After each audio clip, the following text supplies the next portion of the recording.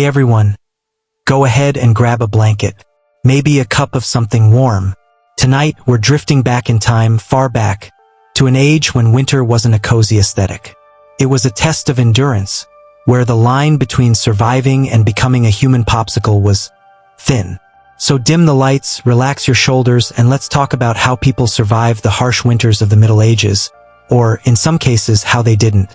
Now, first things first. Forget any image of snow-dusted castles and merry peasants singing carols. Medieval winter was not charming. It was long, brutal, and smelled faintly of smoke, mold, and regret. Most of Europe, especially from the 5th to the 15th century, lived at the mercy of nature, and nature at that time was not feeling generous. There were no thermostats, no puffer jackets, and definitely no hot cocoa. Instead, there were drafty huts, stone castles that acted like giant refrigerators, and layers upon layers of itchy wool. Seriously, medieval people wore so many layers that taking them off probably felt like unwrapping a cursed onion.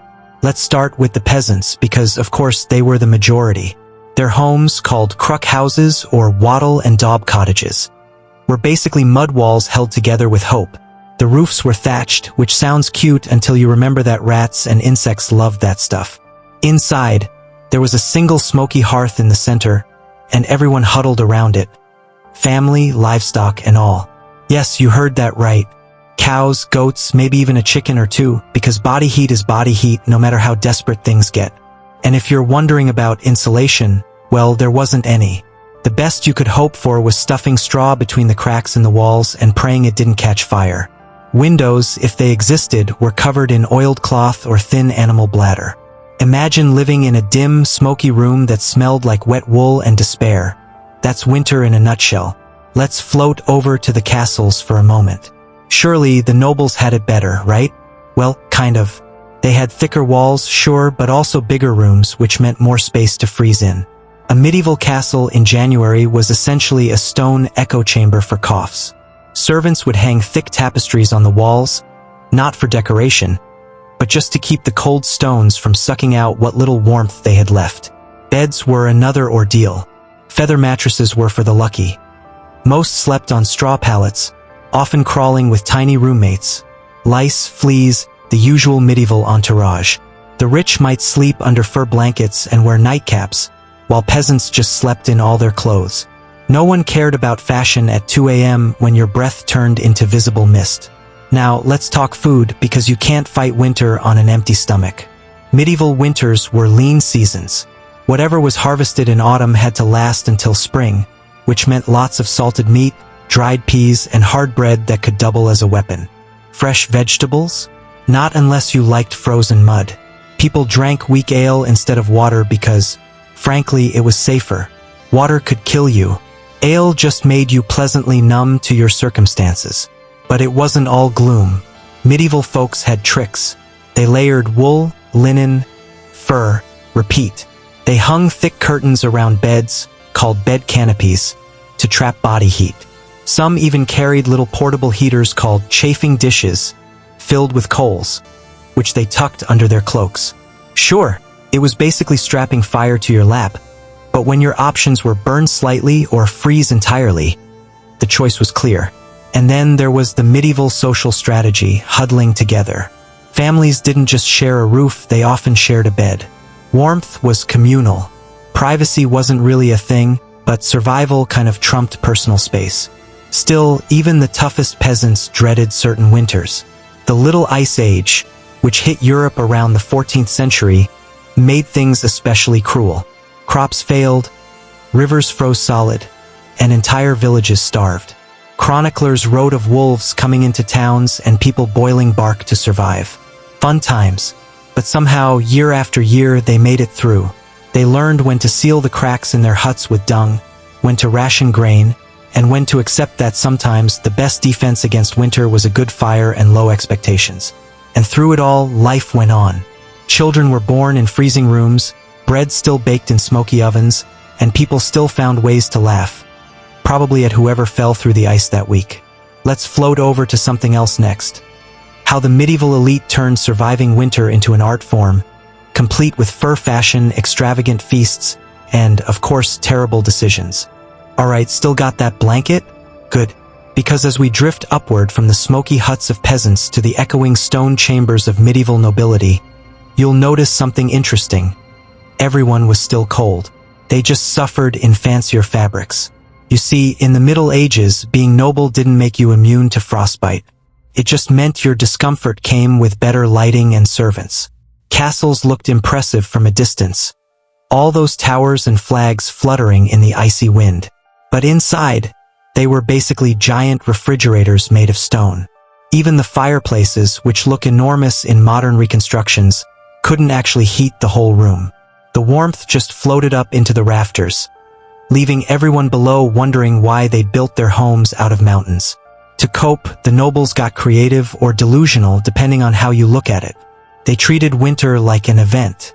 If you couldn't beat the cold, you might as well turn it into an excuse to show off. Fur became the medieval version of luxury heating. Ermine, sable, fox, rabbit. If it had fur and moved, someone was wearing it by December. Kings and queens often layered so many garments that it took several attendants just to help them walk. It was less fashion and more woolen armor. Of course, they didn't stop there. The medieval upper class had a deep and abiding love for feasts, and winter was prime time for them. Imagine a roaring fire at one end of a drafty hall, a table groaning under salted meats, hard cheeses, and enough wine to forget that your toes were numb.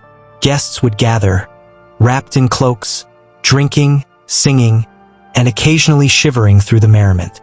And yet, even in their grand halls, cold found its way in. Servants were tasked with constantly stoking fires and bringing in logs, a never-ending battle against chill and damp. The scent of smoke hung over everything, and people's eyes watered not from emotion, but from wood fumes. Still, nobles convinced themselves it was all part of the charm. They also loved winter sports, yes, really. When rivers froze, young nobles would strap on skates made of animal bones and glide across the ice. Others went hawking or hunting, wrapped in so many layers that they probably looked like ambulatory barrels. It was less about enjoyment and more about showing everyone that, yes, you were rich enough to risk frostbite for entertainment. One particularly amusing custom was the Yule celebrations. Medieval Christmas wasn't the quiet, twinkly thing we know today.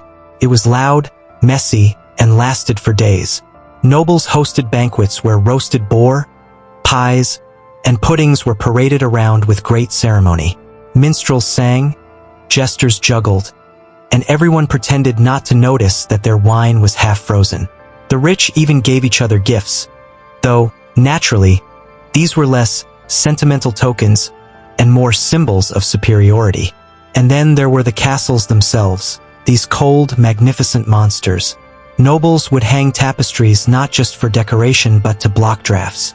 Rushes, basically medieval floor straw, were spread on the ground for insulation, and yes, they'd occasionally rot or attract pests. Hygiene wasn't exactly a top priority when your biggest concern was not turning into an icicle. Even royalty, with all their comforts, couldn't escape winter's bite. Queen Elizabeth I was known to have a hatred of cold rooms and reportedly demanded enormous fires wherever she went. French kings, meanwhile, spent fortunes importing exotic wood for fireplaces, because apparently, regular logs weren't regal enough. And yet, some nobles found a kind of rhythm in it all. Winter was downtime. Fewer wars, more feasts, and a chance to scheme indoors instead of on horseback. The cold season became the backdrop for gossip, marriage plotting, and the occasional scandal. Because if you're trapped inside a castle for months, surrounded by nobles who all think they're clever, something's bound to happen. Meanwhile, musicians and storytellers became the medieval equivalent of Netflix. Every great hall had its resident entertainer, someone who could distract the household from the creeping realization that they hadn't felt their fingers since November. But let's not pretend it was all cozy. Even kings got sick, castles flooded from melting snow, and supplies ran low. Many nobles spent the end of winter counting barrels and wondering if their servants were borrowing more than their fair share of wine. The line between nobility and misery was, let's say, thinly furred. So yes, the rich technically survived winter better than the peasants, but not by much. They had thicker clothes, bigger fires, and a better menu, But at the end of the day, cold is the great equalizer. Everyone suffered. Only the embroidery changed. Now let's drift gently to the final part, where the seasons begin to shift, the snow melts, and medieval Europe slowly thaws into mud, hope, and the annual relief of not freezing to death again. Alright, let's ease into the final stretch. A little like the medieval world did when the snow finally began to melt. You can almost picture it. The sun climbing weakly over a frostbitten landscape, icicles dripping one hesitant drop at a time, and peasants everywhere emerging from their smoky huts like overcooked mushrooms blinking in the light. Spring had arrived, which in the Middle Ages didn't mean it was warm, it just meant you were slightly less likely to die of cold. The thaw was, without exaggeration, the most emotional time of the year. After months of gray skies, frozen water buckets, and meals that tasted like disappointment, the first sign of green grass was practically divine intervention. People didn't exactly burst into song. That's more of a Disney thing. But they definitely started smiling again. The relief was real and very deserved. For peasants, the change of season meant work. Endless, backbreaking work. The ground thawed just enough to plow, and everyone rushed to plant crops before the next round of bad weather could ruin everything. The phrase, "no rest for the weary," might as well have been invented right then. But after being trapped indoors with their entire family, and a few goats, for months, even backbreaking labor in the open air probably felt like a vacation. Spring also brought a much-needed reset in hygiene. Medieval people weren't exactly known for bathing regularly, but after winter, things could get, let's say, aromatic. Water sources thawed, rivers flowed again, and suddenly, washing wasn't such a life-threatening activity. People scrubbed clothes, aired out bedding, and swept away the straw and soot that had accumulated all winter. Think of it as medieval spring cleaning, but with a higher chance of catching typhoid. And with the thaw came trade. Roads that had been frozen or blocked for months reopened. Markets filled up again, and merchants crept out like bears from hibernation, ready to sell whatever hadn't spoiled. Salted fish, dried beans, last year's grain, all on offer. Towns came alive with noise, color, and the faint smell of things that had been stored in barrels for too long. For the nobles, spring was also a time of renewal, though in their case it meant feasts, festivals, and a triumphant return to social life. No more being trapped in a drafty castle with the same 10 people. No, now they could travel, hunt, and complain about the mud instead of the frost. It was progress of a sort. Of course, the thaw also had its drawbacks. All that melting snow turned roads into ankle-deep sludge. Rivers flooded. Food stores spoiled. Diseases spread easily in the damp air. So while spring looked beautiful from a distance, up close it was a wet, muddy mess. Still, it was preferable to winter because at least you could feel your toes again. Let's float back to the peasants for a moment. For them, the start of spring was almost spiritual. Medieval life was tightly woven with religion, and every season had its rituals. Lent and Easter marked the transition from scarcity to hope. Villagers held processions to bless the fields, asked saints to keep pests away, and thanked God for not freezing them entirely. It wasn't just about crops, though. Spring meant weddings. You didn't want to get married in the dead of winter. Too cold, too little food, and no one wanted to party when their breath fogged the air. But spring? That was perfect. Fresh flowers, warmer weather, and maybe even a roasted lamb if you were lucky. It was the medieval version of hitting refresh on life. Animals came back to life too, both literally and economically. Chickens started laying again, cows produced milk, and shepherds led their flocks back into the fields. After months of rationing and hoping, people could finally eat things that weren't just salted, smoked, or dried into oblivion.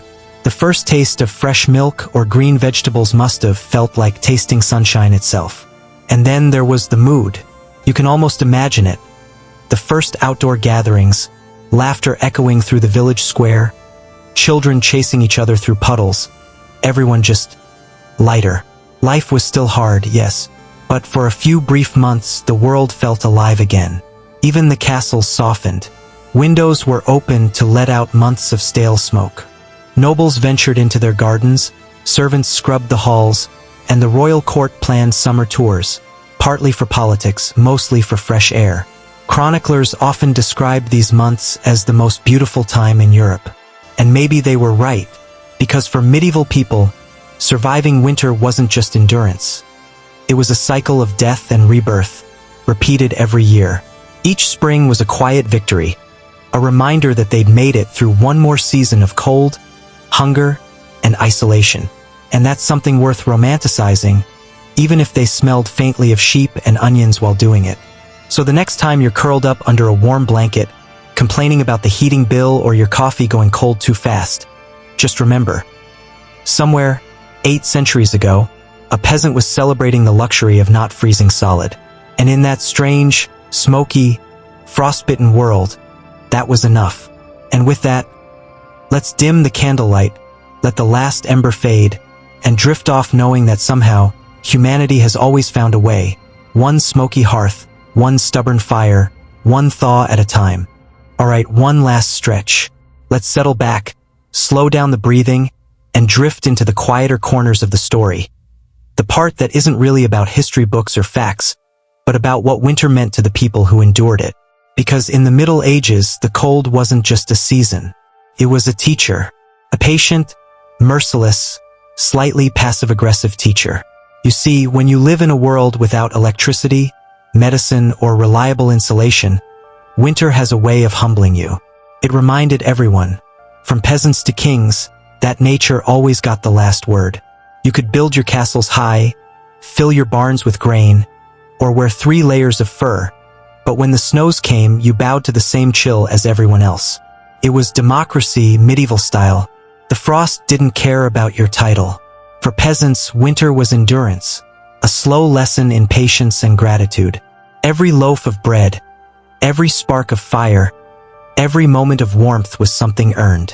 They learned to live small and quiet, to share space, to stretch what little they had.